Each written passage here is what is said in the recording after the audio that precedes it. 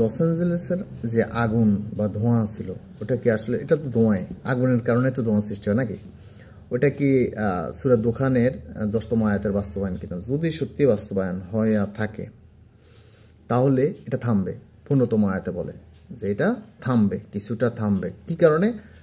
12তম আয়াত, যে তারা যখন আল্লাহর কাছে কান্নাকাটি করবে যে আল্লাহ আমরা সবাই মুসলমান হয়ে গেছি, মুমিন হয়ে গেছি, আপনার উপর বিশ্বাস স্থাপন করছি, তখন এটা কিছু থামবে। কিন্তু তারা তাদের আবার পূর্ব অবস্থায় ফিরে যাবে, যেটা কোরআনের আয়াত 15তম আয়াতে বলে যে থামার পরে তারা আবার পূর্ব অবস্থায় ফিরে গেলে 16তম আয়াতে যে তাদের উপর একটা প্রবল অ্যাটাক আসবে। সেটা কি পারমাণবিক অ্যাটাক না গ্রহাণুর অ্যাটাক, আল্লাহ ভালো জানেন।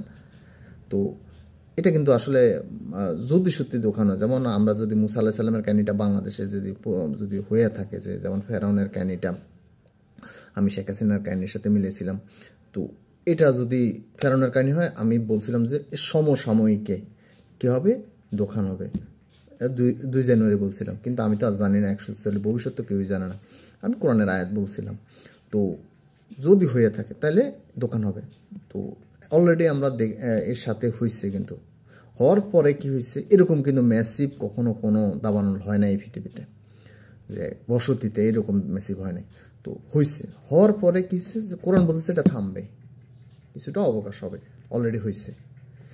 এরপরে কি হবে, যদি এটা না মানে তাহলে একটা বড় ধরনের অ্যাটাক আসবে। তো এই হচ্ছে কথা, আসলে ভবিষ্যৎ তো কেউ জানে না। আসসালামু আলাইকুম, আমি ডাক্তার আব্দুল্লাহ আল মামুন।